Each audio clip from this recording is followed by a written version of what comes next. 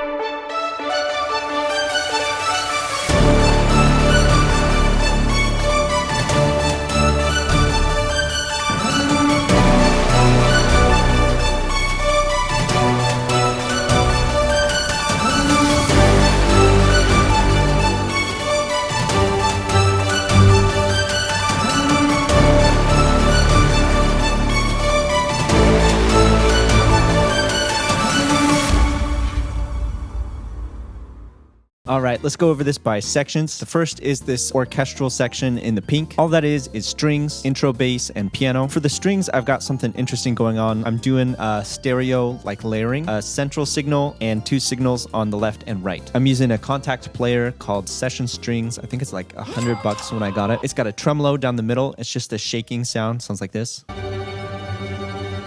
On the left, we've got legato sustain. On the right is glissando sustain. The MIDI I use for that, bass notes, and then some small 3-note chords up top. I'm just trying to make it as wide as possible with this doubler. It's just detuning signals on the left and right to make it sound a little bit more wide. Can't be orchestral without some strings. I actually did 2 layers of that. I did the same thing, like a center, left, and right signal. It's a simple ARP.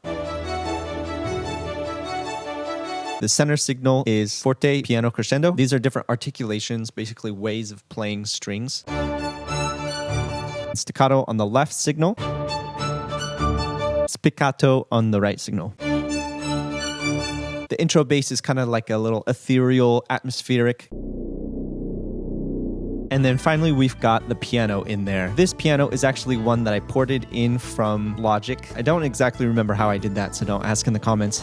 All it is delay and reverb with filter on it. Delay, more reverb, filter. But then it opens up a little bit later. Next, we've got some melodic kind of atmosphere, vocal texture stuff. It's basically just loading in samples. The only thing I really did differently was make sure they swell, different things coming in and out, and then hanging on to it a little bit with some reverb.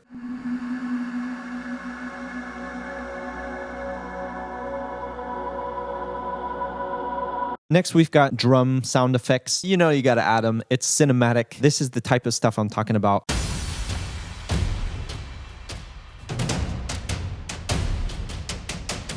All you really gotta do for something like this is search cinematic drums and splice, and then, 1,000 results in there. Something I did want to point out, these 2 channels right here are both previous songs that I made, and I just chopped them up and put them in here. So this is what those sound like.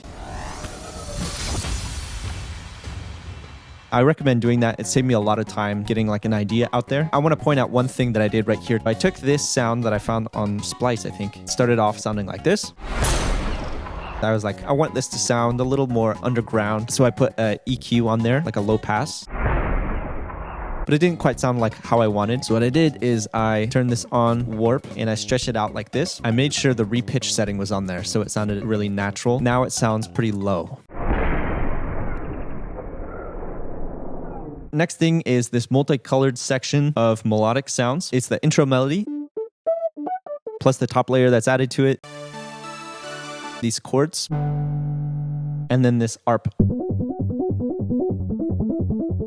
The ARP is made up of two parts. It's this higher section that's got some portamento on it. That one right there is a preset I called Self-Destruct, and that's in the Cute and Stuff pack. The one below it sounds like this.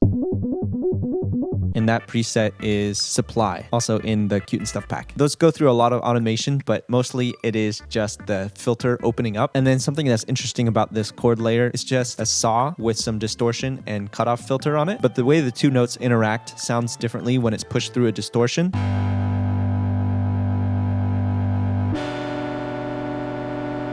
Depending on what interval you choose, you can hear how they like interact with each other, and it makes like a wavy sound.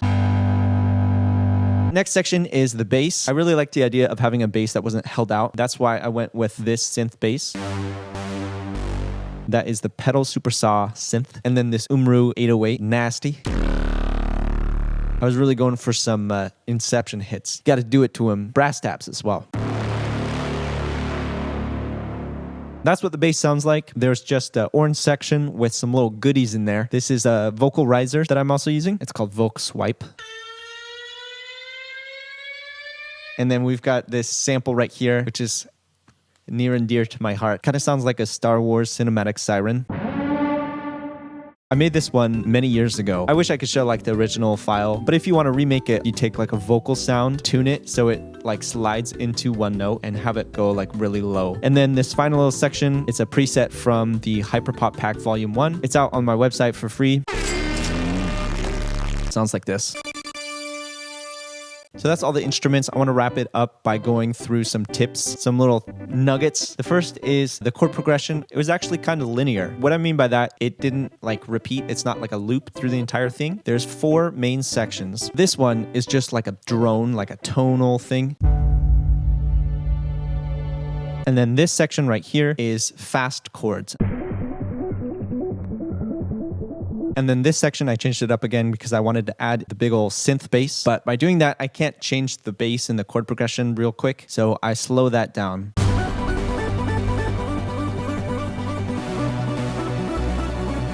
And then this final section is just like a big old holding out the bass note.